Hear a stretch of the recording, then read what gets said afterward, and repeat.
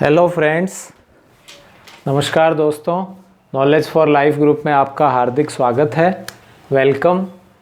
तो दोस्तों, इससे प्रीवियस वीडियो में आपने चुंबकीय क्षेत्र का रेखा समाकलन पढ़ा था, the line integration of magnetic field.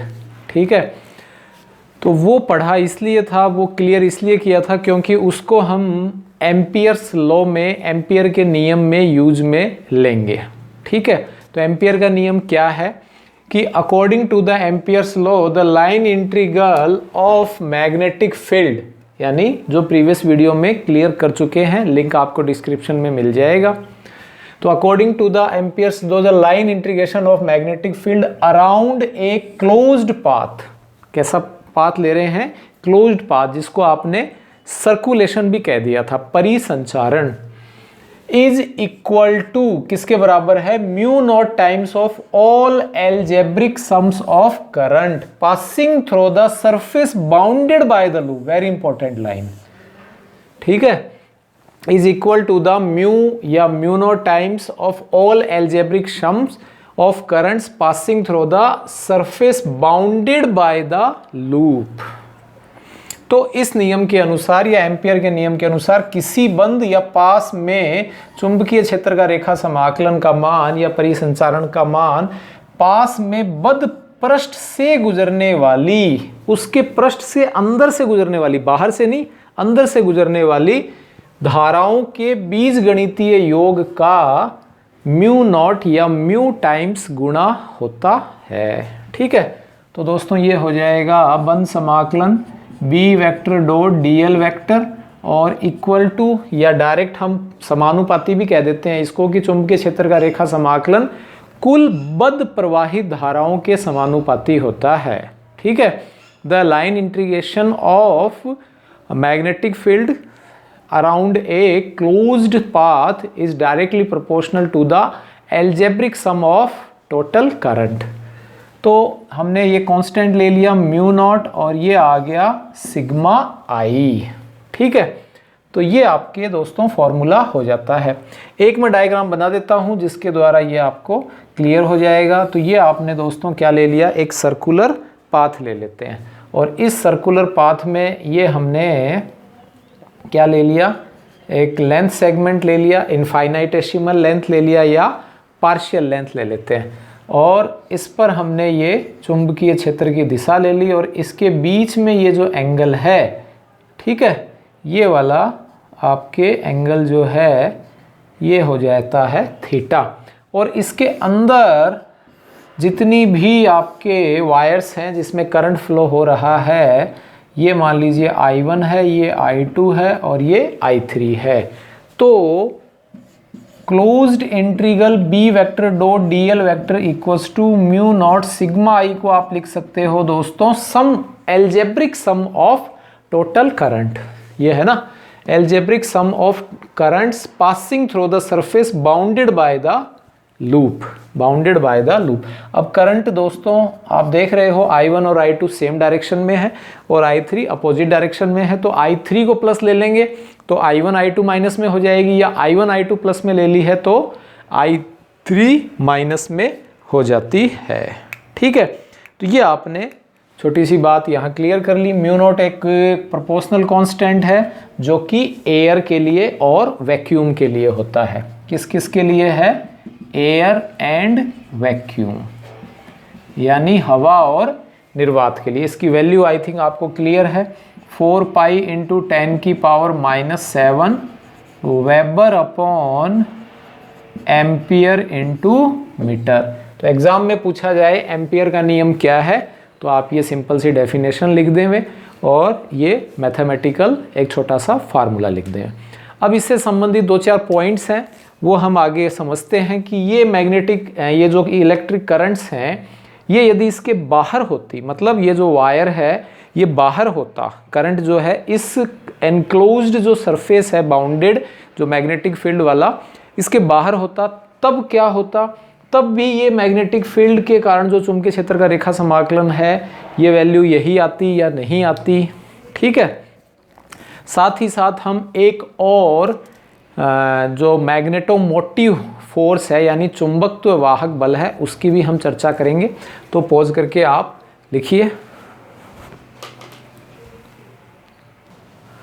हाँ तो दोस्तों, ये जो एम्पियर का नियम आपने अभी पढ़ा है, जिसका फार्मूला आया है B vector dot D L vector equals to mu naught sigma I, तो इसके द्वारा कुछ इम्पोर्टेंट पॉइंट्स और हैं जो वेरी इंपॉर्टेंट हैं। पहला यह है कि चुंबकीय क्षेत्र के परिसंचारण का मान यानी B vector dot D L vector का मान पास की आकृति और पास में धारावाही तार की स्थिति पर निर्भर नहीं करता है। इसका मतलब क्या है? इसका मतलब ये है कि दोस्तों, आपने इस तरह से लूप या पास लिया है और एक इस तरह से लूप या पास लिया है, और इसमें एक किनारे पर यहाँ धारा प्रवाहित की है, ठीक है, और ये इससे वही आर डिस्टेंस है। यहाँ आपने क्या ले लिया दोस्तों, ये इस तरह से आप जब इसमें ये लेंगे बी वेक्टर और ये डी एल वेक्टर, ठीक है। तो ये जो B vector dot D L vector है, इसके परिसंचारण का जो मान आएगा वो पास की आकृति पर यानी इसकी वैल्यू प्लस यहाँ हम जो ये आर वैल्यू लेकर और ये डी एल ले रहे हैं, ठीक है, और ये आपने बी वेक्टर ले लिया, इसमें ये बीचों बीच ले लिया करंट। तो इसका जो मान है B vector dot D L vector का मान, वो इसकी आकृति दोनों की वैल्यू सेम ही आएगी, सेम एंड साइज पे डिपेंड नहीं करता है, ठीक है। और जो धारावाही चालक तार है वो किनारे पर है या बीच में है, उस पर भी डिपेंड नहीं करता है। केवल किस पे डिपेंड करता है कि परिसंचारण पृष्ठ में से गुजरने वाली जो धाराओं का मान है उन पर निर्भर करता है। कि जैसे मान लीजिए यहाँ 2 एम्पियर धारा है, यहाँ 1 एम्पियर धारा है, तो इस पे ज़रूर आपके ये डिपेंड करेगा, अदरवाइज और कोई क्वांटिटी पर डिपेंड नहीं करता है। तो जो धाराओं का मान है यानी वैल्यूज ऑफ करंट है, उस पे आपके डिपेंड करता है, ठीक है दोस्तों। तो एक ये इम्पोर्टेंट बात है, शेप और साइज, और साथ ही साथ करंट जो है उसकी सिचुएशन कहाँ है उस पर डिपेंड नहीं करेगा। दूसरा पॉइंट, तीसरा पॉइंट ये है कि B vector dot D L vector में हुआ क्या कि बी वेक्टर 0 है, तो ये एक रॉन्ग इंटरप्रिटेशन है, ये एक गलत धारणा है, गलत व्याख्या है। हम यहाँ ये मान रहे हैं कि बी का मान 0 हो गया है, बी का मान क्या हो गया है, 0 हो गया है, तो b का मान 0 नहीं है, ये एक गलत धारणा है। b is not equals to 0 है। यदि हम ये ले रहे हैं b इक्वल्स टू 0, तो ये गलत धारणा है, b इक्वल्स टू 0 नहीं है। इसका मतलब ये है कि हमने कुछ ऐसा लूप लिया है जिसके अंदर b वेक्टर तो है, नो डाउट, चुंबकीय क्षेत्र है, लंबाई अल्पांश भी है, लेकिन जो धारा है वो इसके अंदर न होकर इससे बाहर है। तो चुंबकीय क्षेत्र का जो रेखा समाकलन है उसका मान आपके 0 आ रहा है। यहाँ चुंबकीय क्षेत्र 0 है, यह जरूरी नहीं है। इसका मतलब ये जो आपने वायर है, उस वायर की सिचुएशन है, ये एनक्लोज्ड जो लूप है इसके इनसाइड नहीं है, आउटर साइड में कहीं पाई गई है। तो ये दोस्तों इसके अंदर 2-3 बातें थी, ये आपको ध्यान रखने वाली है। ठीक इसी प्रकार हम इस फॉर्मूले को जो ये ऊपर लिख रखा है, इसी को हम थोड़ा सा और हम बढ़ा रहे हैं और 1-2 पॉइंट हम इसमें और ले रहे हैं कि आपने एम्पियर का जो नियम लिखा है B vector dot D L vector equals to mu naught sigma I, mu naught sigma I, तो इसमें क्या आएगा, इसको हम यहाँ H से रिप्रेजेंट करते हैं। H आपके दोस्तों नेक्स्ट चैप्टर में हम पढ़ेंगे, जिसको हम कहते हैं चुंबकन क्षेत्र, जिसको हम क्या कहेंगे, चुंबकन क्षेत्र, मैग्नेटाइजिंग फील्ड, मैग्नेटाइजिंग फील्ड। तो ये B और H यानी मैग्नेटिक फील्ड और मैग्नेटाइजेशन फील्ड, इन दोनों में दोस्तों एक रिलेशन होता है और वो हम यहाँ बात कर रहे हैं, मैग्नेटाइजिंग।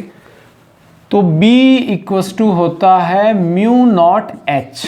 तो यहाँ हमने ये वैल्यू रख दी, तो ये mu naught H vector dot D L vector equals to mu naught sigma I. Mu naught से म्यू नॉट कैंसिल हो गया, तो H vector dot D L vector equals to हो गया सिग्मा आई। तो इस दोस्तों H vector dot D L vector को हम कहते हैं चुंबकत्व वाहक बल। इसको हम क्या कहेंगे? चुंबकत्व वाहक बल, मैग्नेटोमोटिव फोर्स। क्या कहेंगे दोस्तों? Magnetomotive force. मैग्नेटोमोटिव फोर्स, ये जैसे विद्युत वाहक बल बोलते हैं इलेक्ट्रोमोटिव फोर्स, ठीक है, वैसा ही मैग्नेटोमोटिव फोर्स चुंबकत्व वाहक बल। तो ये ध्यान रखें दोस्तों, ये एक अदिश राशि है, स्केलर क्वांटिटी है, और इसका जो मात्रक है,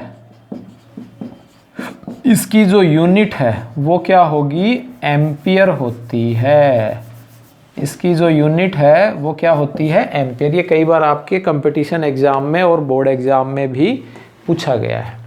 तो ये कुछ साधारण सी और महत्वपूर्ण जानकारियां थी एम्पियर के नियम से। अब हम नेक्स्ट वीडियो में एम्पियर के मेनली 4 एप्लीकेशन है, 4 एप्लीकेशन है, उनको हम चर्चा करेंगे और उनको हम आसानी से पढ़ेंगे। पहली तो है इनफाइनाइट वायर के लिए, दूसरी हम लेंगे एक सर्कुलर जो सिलेंडर है उसके लिए, थर्ड हम लेंगे सोलेनॉइड, और लास्ट 4th हम लेंगे टोराइड। ठीक है, इसके द्वारा ये आपका जो एक तरह से चैप्टर है वो कंप्लीट हो जाता है। तो अच्छा लगा वीडियो तो सब्सक्राइब, शेयर एंड लाइक।